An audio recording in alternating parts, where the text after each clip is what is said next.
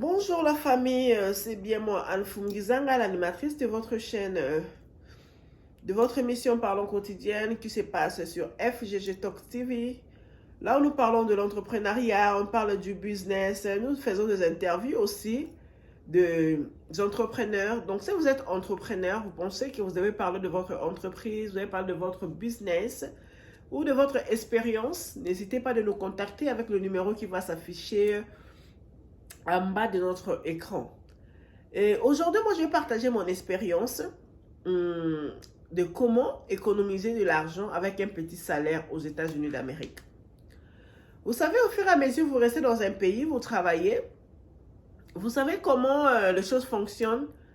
Ça va arriver à un moment, tu vas vouloir aussi partager ce que tu as vécu dans ta vie. Moi, je parle de mon propre expérience. Après notre générique, nous allons parler de ça. Merci.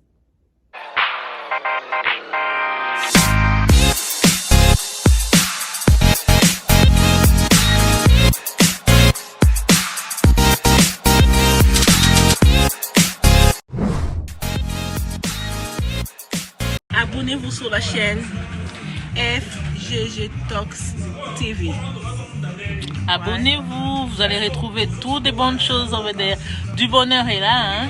Des conseils provenant des mamans.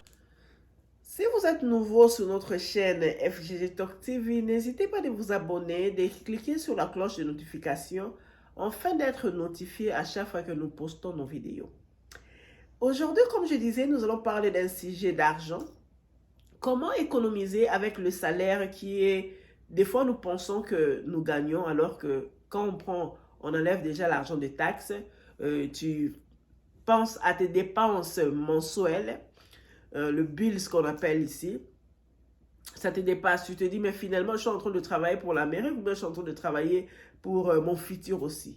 Et aujourd'hui, moi, je vais relever 4 astuces comment faire pour économiser, pour que tu ne sois pas stack, pour que tu ne sois pas bloqué. On peut t'appeler en Afrique ou surtout pour les immigrants, on peut t'appeler partout pour te demander de l'aide. Tu manques même un 500 $ pour envoyer dans ton pays parce que tu vis des paycheck à paycheck. Pour ne pas aller trop loin, mon premier point, c'est faire des comptes rendus en fait de ton salaire.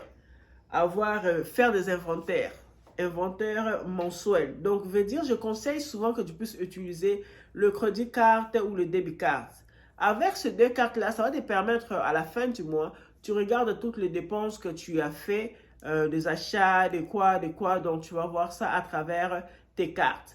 Ou si tu penses que tu peux utiliser les cash, ça ne dérange pas, mais fais un effort de noter tes dépenses ou garder tes factures après avoir dépensé. Cela aussi va t'aider à savoir comment tu utilises ton argent. C'est quelque chose qui est très important.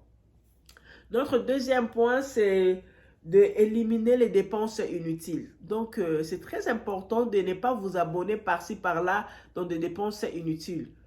Par exemple, toi qui es abonné dans une salle de gym, tu ne pars même pas pendant un an, tu ne pars même pas faire le gym. Mais chaque mois, on t'enlève les 10 $ là. Ça part perte comme ça. Il faut toujours enlever des abonnements que tu n'utilises pas souvent sur votre budget. Des dépenses inutiles, des shopping inutiles. Tu achètes des histoires que tu peux acheter quelque chose à un bon prix. Par exemple, un sac, tu peux l'acheter à un bon prix. Mais toi, tu veux acheter seulement ce qu'il y a de non. Pendant que tu ne peux pas acheter, tu ne peux pas afford that. You go ahead to buy like a Gucci bag.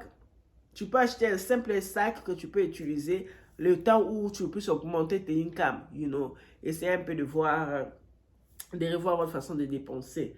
Et là, je parle sur notre troisième point, c'est faire un budget. J'ai souvent j'appelle ça 3G. Excusez-moi, je suis un peu grippée. 3G. Quand vous avez votre salaire, vous vous calculez. Vous dites, il y a d'autres personnes qui sont payées 2 fois par mois ou 1 fois par mois ou 4 fois par mois. C'est un peu ça. Mais calculez, prenez 50%, 30%, 20%, vous les classez bien. Vous prenez un bic et un papier. Moi, souvent, j'aime écrire.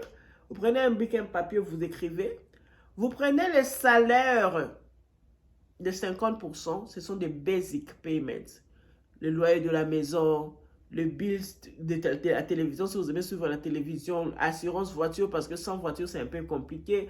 Le bus de la voiture, la nourriture des enfants, ce sont des histoires qui sont primordiales pour vous chaque jour, you know. Donc, c'est un peu ça. Et quand vous prenez le 30%, moi, je dis souvent, il y a des personnes qui aiment les délires, en fait. Quand tu es habitué à sortir, c'est ta vie. Aller dans le restaurant, c'est faire plaisir, donner cadeau à ta maman, à ta sœur, à ta femme. Ça, c'est les 30%.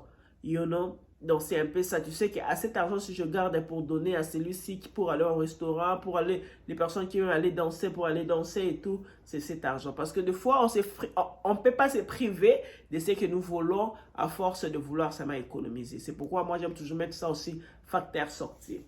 Donc, notre troisième B, je peux dire, 20% épargne. Le 20% épargne, là, c'est là que tu vas économiser. Quand tu as ton argent, toi, de salaire, moi, d'ailleurs, moi, je commence d'abord par les 20% là. You know? Excusez-moi, je commence par le 20% là. Donc, je veux dire, enlever quelque chose là, tu épargnes d'abord, tu mets à côté. Même donc, quand tu gagnes même 1000 dollars là par 2 semaines, tu prends 100 dollars, tu mets d'abord à côté, tu gardes. Et moi, j'ai ça. J'utilise souvent ça. Ce sont des carnets pocket, des carnets ici qui ont des poches. Voilà, comme je disais, nous sommes pendant le froid et la grippe, ça dérange un peu tout le monde.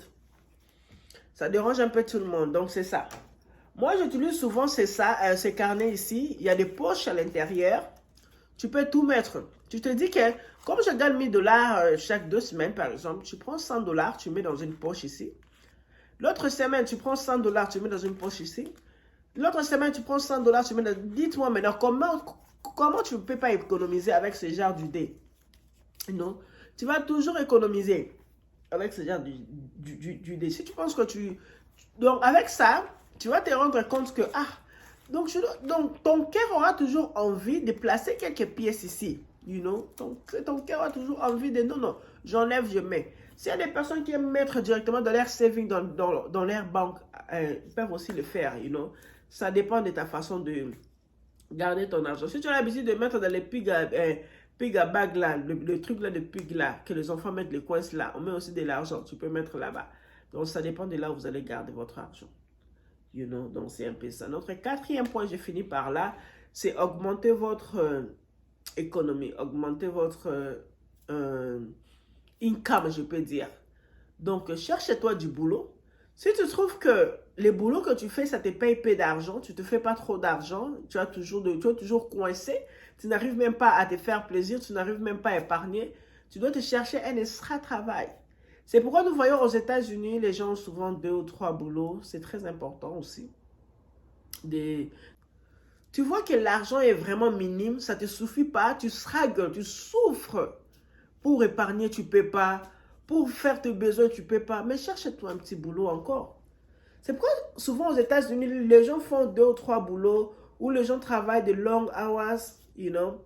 Souvent, quand ton salaire ne te suffit pas, c'est ce qu'il faut faire.